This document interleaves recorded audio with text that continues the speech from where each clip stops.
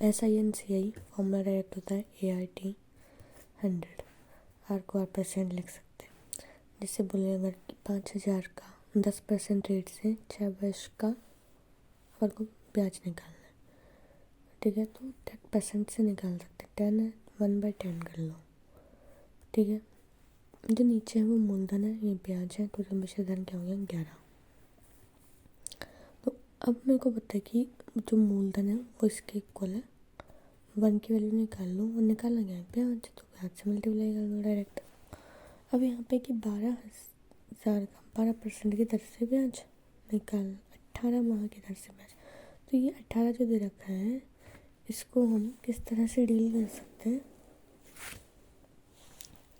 ठीक है। 18 महीने है ना आपके, ठीक है। अब तुम निकाल लो इसका, तो भैया 1 महीने में इतना है, ठीक है, तो 12 महीने, 1 साल में इतना ब्याज होगा, 12 महीने में इतना होगा। 1 महीने में ये है तो 18 महीने में होगा, पर्टिकुलर महीने का निकाल लो, महीने का निकाल के फिर निकाल ही सकते हो, ठीक है। फिर आपको ये कि इतने हज़ार का इतने % की दर से कितने दिन में ब्याज क्या होगा, सेम प्रोसेस। डेज पूछ ले तो भाई तुम्हें बताइए 1 साल में कितने दिन डे होते हैं, 292 डिवाइड बाई 365 कर दो, वो तुम्हारा क्या आ जाएगा टाइम, उस अकॉर्डिंग क्वेश्चन कर लेना। देखिए सबसे ट्रिकी चीज़ ये है कि आपको जो भी दे रखा होता है, जिस लैंग्वेज में क्वेश्चन दे रखा है उसी लैंग्वेज में फॉर्मूला सेट कर सकते हैं। जिसके अंदर दे रखा है तो अंदर के फॉर्म में फॉर्मूला सेट कर लो। जैसे यहाँ पे ब्याज का अंतर लिख दिया, दर का अंतर लिख दिया, ठीक है। अगर वृद्धि के अकॉर्डिंग देखना है तो ब्याज में वृद्धि, दर में वृद्धि, कमी के अकॉर्डिंग देखना तो कमी में वृद्धि, ब्याज में दरों में कमी, इस अकॉर्डिंग फॉर्मूला सेट कर सकते हैं। जैसे इस क्वेश्चन में आपको दे रखा है कि 1500 पर 3 वर्षों में 2 अलग अलग सोर्स से आप ब्याज ले रहे हो, उन दोनों का डिफरेंस ये है, ब्याज का डिफरेंस दे रखा है, तो फॉर्मूला सेट हो गया ब्याज का डिफरेंस, ठीक है। और दर का डिफरेंस निकालना है तो क्वेश्चन कर सकते हो। जो इफेक्ट आप दर के ऊपर डालोगे वो ब्याज पे पड़ता है सीधा सीधा, समझ में आ गया। दर और ब्याज एक साथ चल रही है मान के चलो, ब्याज में वृद्धि है तो दर में वृद्धि। क्वेश्चन में ये दे रखा था कि एक अमाउंट है जिसपे कोई रेट है, रेट भी नहीं दी हुई, बस ये दे रखा है कि 2 ईयर का ब्याज लग रहा है। अब इसमें ये कर रहे हैं कि अगर हम इस रेट को 3% बढ़ा दें तो पहले के ब्याज से हमें 300 रुपये ज़्यादा मिलेगा, तो डिफरेंस दे रखा है सीधा सीधा। अब ऐसे क्वेश्चन में सिर्फ ये याद रखना है कि जो दे रखा है, ठीक है, हम उसका जोड़ा बनाएंगे, 300 यानी दे रखा है हमें डिफरेंस। अब हम डिफरेंस को नीचे काल्पनिक डिफरेंस से डिवाइड कर दें, ठीक है। काल्पनिक डिफरेंस मतलब कैसे कि 3 रेट है, ठीक है, और 3%, और 2 साल के लिए है तो 3% क्या हो जाएगा 3/10, 3/100।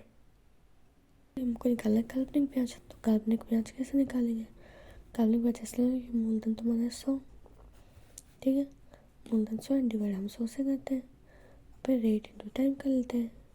रेट कितने तक की है 3% काल्पनिक है, कितने ईयर के लिए 2 ईयर के लिए है, 3 × 2 6, 100 से 100 कर दीजिएगा तो हमारा जो ब्याज आ जाएगा काल्पनिक हो जाएगा 6, मूलधन 100 है।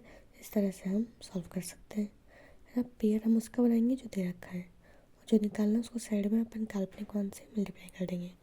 वास्तविक मान तो है ही नहीं ना, वास्तविक से करेंगे क्यों, ठीक है। जैसे क्वेश्चन है कि अमाउंट दे रखा है, टाइम दे रखा है, मिश्र धन दे रखा है तुमको, ठीक है। अब हमें निकालना है कि अगर रेट पर 1% गिर जाए, अब यहाँ पे कमी की बात हुई तो नया ब्याज क्या होगा, तो सीधे सीधा रेट में कमी, तो फॉर्मूला इस अकॉर्डिंग चलेगा, सीधा सीधा सेट कर लो, ब्याज में कमी रेट में कमी, फॉर्मूला लगाओ डायरेक्ट, ठीक है। अब जैसे एक क्वेश्चन है इसमें इस रेट पे है ना, रेट दोनों की सेम है, अमाउंट दोनों का डिफरेंट है, टाइम दोनों का सेम है, इसको 2.5 लिख सकते हो, डायरेक्ट एज इट इज़ लिख लो, एज इट इज़ यूज़ कर लो, ज़्यादा सोचने की जरूरत नहीं क्योंकि सिंपल इंटरेस्ट है, ठीक है। फिर यहाँ पे क्या हो जाएगा कि दे रखा है फिर कि ए का ब्याज हमें बी का ब्याज हमें ए से 125 मिला है, डिफरेंस दे रखा है बेसिकली, तो उसको डिफरेंस अपन डिफरेंस कर सकते हैं, फिर जो निकालना है वो मल्टीप्लाई करके दे लो, या फिर आपको जो भी दे रखा है उस फॉर्मूला में कन्वर्ट किया जा सकता है, अंतर, वृद्धि, कमी, वॉट एवर इज दिस। अंतर दे रखा तो अंतर सेट कर लो। एक पैटर्न है कि एक अमाउंट 4% से इतने टाइम में कुछ ब्याज देता है, इतने से इतना ब्याज देता है, तो दोनों का डिफरेंस दे रखा है तुम्हें और अमाउंट निकाल, तो वही सेट करना को अंतर बटे अंतर मल्टीप्लाई मूलधन। ठीक है, मतलब सीधा सा फॉर्मूला यही है कि वॉट एवर गिवन, नीचे काल्पनिक गिवन, फिर उसके बाद जो भी हम फाइंड करना चाहते हैं वो लगाओ। ठीक है, डायरेक्ट फॉर्मूला बना लो, आंसर आ जाएगा। मल्टीप्लाई में ब्याज दिए होते हैं साधारण ब्याज में, है ना। तो साधारण ब्याज में क्या दे रखा है कि 15 वर्ष में इतना गुना हो जाता है, तो दर क्या होगी, दर दे रखी है तो नीचे टाइम आ जाएगा, टाइम दे रखा है नीचे दर चाहिए। फॉर्मूला यही है कि जितना भी गुना दे रखा हो उसमें से -1 कर दो, डिवाइडेड बाय क्या कर दो, दर दे रखी तो सब में कर दो। जैसे दर का फॉर्मूला निकालो तो n-1/7 × 100, सीधी सी बात। ठीक है, और अगर समय दे रखा तो गुणा में जितना भी गुना दे रखा हो -1 डिवाइड बाय दर × 100। अब कोई दर इतने, अब इसमें एक गुना था, अब चक्कर ये पड़ जा रहा है कि दो गुना दे दे कि है ना, इतने वर्ष में इतना हो रहा है तो इतना गुना कितने वर्षों में होगा।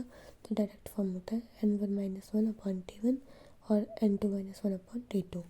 ठीक है, और अगर रेट के फॉर्म्स में दे रखा तो n1-1/r1 और n2-1/r2। एक पैटर्न सीधा सीधा ये बनता है। टाइम निकालना है, 8% ब्याज दर है, ब्याज बराबर मूलधन 2/5 है। मतलब ब्याज को मूलधन के फॉर्म में कुछ देते हैं तो घटाने वाली बात नहीं है, मूलधन तो कट ही जाएगा, तो लिखो भी मत, तो कोई ज़रूरत नहीं है। जो दे रखा है सिर्फ उसको डायरेक्ट उसी को ब्याज मान लो, जो भी आपको दे रखा है उसी को ब्याज मान लो कि ये ब्याज है। ठीक है, और बाकी चीज़ें एज इट इज़ मल्टीप्लाई कर दो, आंसर निकल के आ जाएगा। सारे क्वेश्चन ऐसा ही क्या इससे सॉल्व हो जाएंगे तुम्हारे, है ना। लॉस एंड प्रॉफिट हो कुछ भी हो, जो भी तुम्हें दे रखा है उसके नीचे काल्पनिक लगा दो, वो जोड़ा कट जाएगा, और जो निकालना है वो मल्टीप्लाई कर दो काल्पनिक के ओरिजिनल तो तुम्हें चाहिए। सीआई का डायरेक्ट फॉर्मूला तो ये होता है तुम्हारा सी बराबर मूलधन 1 + दर अपन 100, समय पावर में आता है हमेशा, माइनस मूलधन। अब सीआई प्लस मूलधन हम जानते हैं हमेशा धन होता है, तो हमेशा धन का डायरेक्ट फॉर्मूला, ये जो डायरेक्ट फॉर्मूला हमेशा धन होता है, मूलधन 1 + दर बाय 100 समय। अब मान लो कि दर ये जो आपका टाइम है फ्रैक्शन में आ जाए, अगर टाइम फ्रैक्शन में आ गया ना तो उसको फ्रैक्शन में ही लिखना, अलग अलग सेपरेट, जैसे 2 वर्ष पूर्णांक अलग लिख देना, फ्रैक्शन अलग लिख देना। जो फ्रैक्शन है वो हमेशा मल्टीप्लाई होगा सेकेंड ब्लॉक में, और जो पूर्णांक है वो जाएगा पावर में, पूर्णांक पावर में, fraction goes to multiply with rate. Next, अब हमें 2 वर्ष में सीआई निकालना है, तो डायरेक्ट क्या रखो, वैसे तो ये है कि फर्स्ट ईयर सेकेंड ईयर, है ना। अब इस पर 10% ब्याज ही लगेगा, फिर इस पर लगेगा, फिर एक्चुअली सीआई होता था ब्याज पे ब्याज, तो 100 पे भी ब्याज लग जाएगा, तो ये आपका 1 ईयर का ब्याज हो गया, ये आपका सेकेंड ईयर का ब्याज हो गया। ठीक है, अब हम बात करें कि इसका डायरेक्ट ट्रिक क्या है। जैसे 2 साल है तो डायरेक्ट ट्रिक की हो जाएगी तुम्हारी 2-2-1, 2 ना डायरेक्ट, सॉरी 2 वर्ष है तो डायरेक्ट ट्रिक क्या हो जाएगी 2-1-1, अब इसमें पे सबसे पहले इस पर 10%, फिर जो है ये आया है फिर उस पर 10%। ठीक है, अब फर्स्ट टर्म को छोड़ दो, फर्स्ट टर्म छोड़ दी क्योंकि यही ऐसा ही है, और इसको छोड़ के जो सब कुछ है ना वो ऐसा ही, और सीआई का डिफरेंस है, और टोटल इसका एडिशन क्या है सीआई। समझ आ गया। अब जैसे यहाँ पे आपको दे रखा 3 वर्ष, तो 3 वर्ष के लिए हम क्या लिखेंगे 3-3-1। ठीक है, 3-3-1, फिर इस पर 10% इतना है, इस पर 10% इतना है, इस पर 10% इतना। फर्स्ट वाली टर्म में वो क्या होगी एसआई, जो बच्चे कुछ टर्म में क्या सीआई और एसआई का डिफरेंस। ठीक है, और पूरी टर्म क्या हो जाएगी सीआई। फिर देखो 2 ईयर के लिए 2-1, 3 ईयर के लिए 3-3-1, और 4 ईयर के लिए 4-6-4-1। अब ये कैसे आया भाई, पास्कल ट्रायंगल पढ़ा है हमने बाइनोमियल थ्योरम में, कुछ नहीं 1 किया, इधर 1-1 कर दिया, एडिशन करता रहा हूँ, करते जाओ डायरेक्ट। थर्ड पास्कल ट्रायंगल ये है कि 1 + 1 2। ठीक है, अब जोड़ लो 1 + 2 3, 2 + 1 3, 1 + 3 4, 3 + 3 6, 3 + 1 4, 1 एक्स्ट्रा। इस काइंड से करते हो तो डायरेक्ट ऐड कर लो, इसको 1-1 हटा दो, 2-1, 3 ईयर के लिए आए तो 3-3, 4 ईयर के लिए आए तो 4-6-4-1, 5 ईयर के लिए आए तो 5-10-10 5-1 5। इस तरह से ब्याज लगता है। ब्याज अगर अर्धवार्षिक संयोजित है ठीक है। अब अर्ध वार्षिक का मतलब क्या है कि हाफ। समय क्या होता है, दुगना, ज़्यादा सोचना ही नहीं है। हमेशा टाइम ही डबल होता है और रेट हाफ होती है, ये चीज़ याद रख लो। समय डबल होता है और रेट हाफ की। ओके। अब उसके बाद अगर आप तिमाही पे जाते हो तो तिमाही का मतलब ये है, तिमाही मतलब 3 3 कितनी बार आ रहा है, 3 3 मेरा 4 बार आएगा तब जाके एक साल पूरा होगा। तो यहाँ पे जो टाइम है वो कितना गुना बढ़ रहा है, 4 गुना।